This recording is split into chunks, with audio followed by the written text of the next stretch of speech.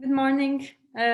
First of all, thank you for such a kind words. It has been a pleasure to work with all of you, and I will miss you.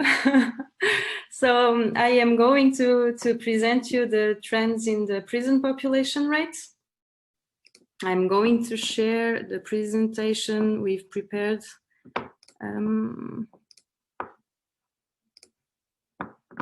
Okay.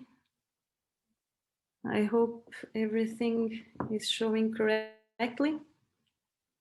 So as I was saying, I'm going to present you some trends on the prison population rates of some member states. You can see in this figure the general trends for all the prison administrations who provided data for 2005 to 2020. As we don't have time to show you all specific countries or prison administrations, we have selected some prison administrations, and we are going to show you the details for them. As you can see, we have in red the prison administrations in which the prison population rate increased. In green, the ones with a decrease in the prison population rates, and in yellow, we have the prison administrations with a stable prison population rate if we compare 2005 to 2020. We are going to start with the prison administrations registering an increase in the prison population rates. So it is the case of Greece and France. In Greece, this increase is of 28%, and in France, it is of 12%. You can see that for the two countries, the prison population rates were always below the European median and average value, which are represented by the lines in the figures. Then we have other two examples, Albania and Turkey. In this prison administration, the increase is much higher comparing to Greece and France. In Albania, we have more than 60% increase, and in Turkey, this increase is of more than 200%. For these two specific countries, we were able to, the national correspondents provide us some explanations for these huge increases, and in both cases it is related to changes in the criminal code. For example, in Albania, the modifications and amendments to the Albanian criminal codes increased the number and variety of criminal acts, and thus it reflected in the prison population rates. In the case of Turkey, the main reason are also legal changes introduced in the criminal code, which led to a tightening of the conditions required to be eligible for conditional release. As you can see, these two prison administrations, besides the fact that the increase is much higher than the two previous ones, Greece and France, we can see that the levels of the prison population rates are frequently above the European and median values.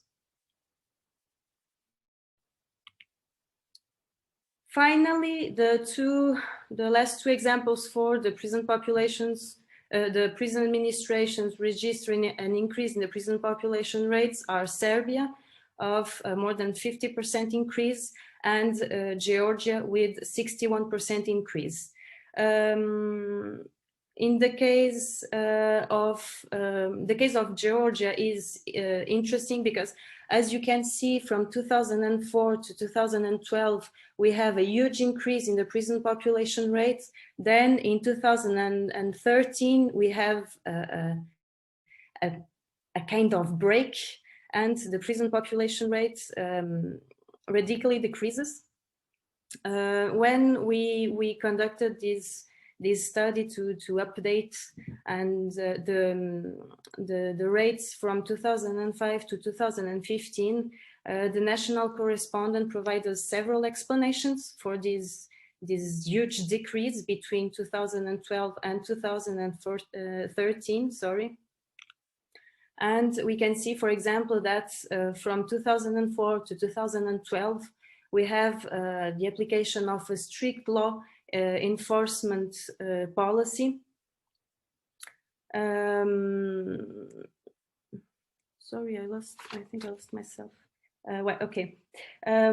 So between 2004 and 2012, as I was saying, the country applied a strict law enforcement policy, and there were particularly no community sanctions and measures that could have acted as alternatives to imprisonment. Furthermore, between 2004 and 2007, there were massive arrests of entrepreneurs and other actors suspected of having worked in close collaboration with the previous government. And then in 2013, we have an amnesty, which can explain the huge decrease in the prison population rate, at least in parts. And we also know that between 2014 and 2015, there was a considerable decrease in the officially recorded population of the country, which affected the prison population rate, even if the number of inmates could have remained relatively stable.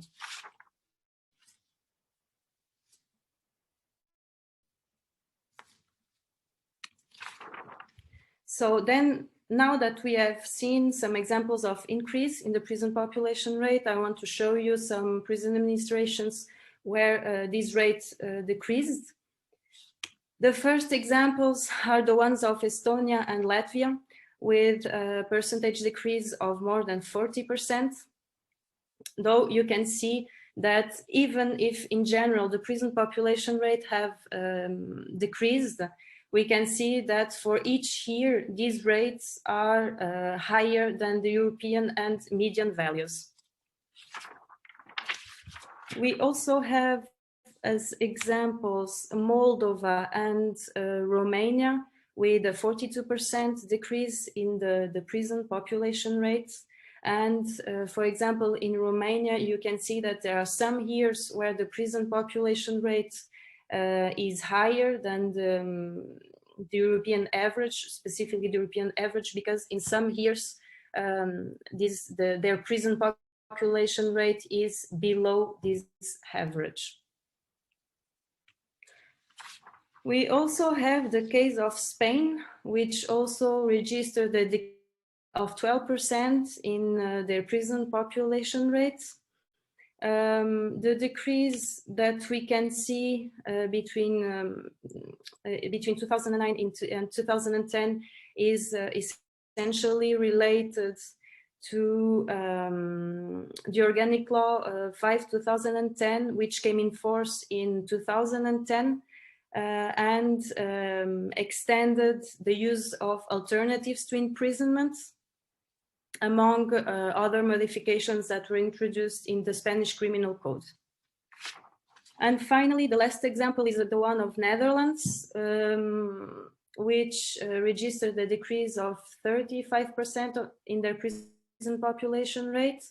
And as you can see, even if we are in presence of a decrease, as when I show you the previous prison administrations, in the case of the Netherlands, their prison population rates is always below the European and median average from 2004 to 2005. Sorry, there was a mistake in the graphic, to 2020. And finally, I am going to show you some examples of stability of the prison population rates. So we selected four prison administrations. In Portugal, we selected Portugal, England and Wales, Denmark, and Lithuania. in Portugal, you can see that if we compare the prison population rate to the European average, we can see that there are some years where their prison population rate is at the limit of the average, and some years where it is below. We know that the decrease that was registered since 2007 is at least in part explained by the new criminal code, which entered into force in 2007. In the case of England and Wales, we also have a stable prison population rate, which is always a little bit below of the European average and the European median value too. Then we have the case of Denmark, in which the prison population rate is for all the series. I think I said that the England and Wales was below, but I wanted to say it above, but you can see it. In Denmark, the prison population rate was constantly below the European average and median values. And in the case of Lithuania, even if the prison population rate stayed stable during all the series as in the other three prison administrations, you can see that it is way above the European median and average values. So you can see that even when we are talking about prison administrations registering an increase or a decrease or a stability, there are huge differences between them. This is why it is important to have information about the context surrounding these trends, so we can better understand what happened and what can explain such decrease or such increase. So thank you for listening to me. And if you have some questions, I don't know if it is now or in a bit, but... Thank you very much. I just wonder if you'd like to make any comment now about foreign national prisoners, the changes in that you've noticed over that period, because you've increasingly asked European countries for returns on foreign prisoners and foreign nationals on community sanctions. And I know they've changed over that 10-year period, but can you say for our particular audience, make any observations about that, please? I could, but this is part of the Professor heavy presentation, so I will ruin the presentation he will make. I can't hear you. So thank you very much. I was a bit premature. Thank you. Perhaps I could say just one word. Yeah, we will go to that on specifically on the issue of foreigners. So just to keep the organization of the presentations, I think it's better to wait. But a couple of general comments about the presentation of Melanie that could help understanding is that there are also some sometimes political issues behind these trends, and so when we do our work for the Council of Europe, we try to remain as objective as possible, and we are somehow obliged to take into account the comments made by the country, but these comments may vary a lot according to the country, because in some places the correspondents have a large possibilities of saying whatever they want, and people are used to get these comments from the persons who are transmitting the figures, and in other countries it's quite different. And for some countries, for example, we receive the questionnaire after it has gone through the ministry, and and has been labeled and stamped. Yeah, this reflects to a large extent what we receive. We pay attention. If the comment is completely contradictory, we will not keep it. But of course, we cannot add things that are not there in the publication for the Council of Europe. That is why these data, which are publicly available, because this is on the website, can be used to produce scientific articles, and there we are much more, we are completely free because we are researchers, and our freedom of research is guaranteed by the Constitution of Switzerland, at least, and most countries. So, for example, it seems clear that in Turkey, the increase that we have seen is partly related to the coup d'etat, or however you want to call it, that took place. But this information will not appear in the notes sent by the country. In Ukraine, for example, the trends are also heavily influenced by the ongoing conflict with Russia. There are also some regions like Transnistria, for which we don't have in the border, is the upper part of Moldavia, for which we don't have information. So this is, yeah, just something that must be taken into consideration when looking at these trends. Thank you, Michelle. So we've just got one question, Melanie. I didn't pick it up at the time.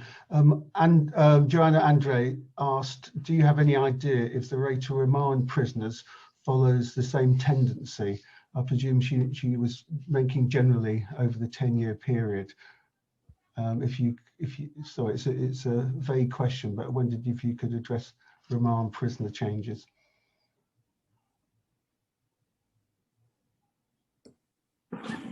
Well, I can't tell you the specific cases for each country, because as Marcelo has said, it's impossible to know the specificities of each prison administrations.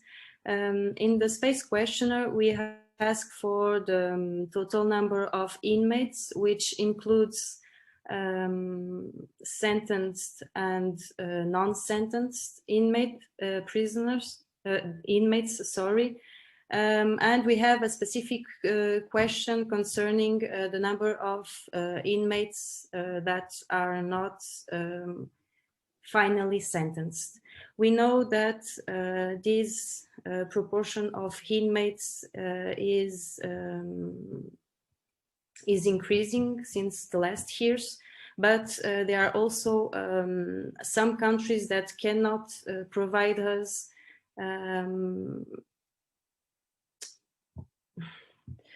how to say this, data for prisoners, final sentence prisoners in one hand, and non-sentenced prisoners in the other hand. So we have a general trend of increase, but this trend is influenced by high increases in some prison administrations, stabilities in others. It is not as you said. That's a good answer. Thanks very much, Melanie.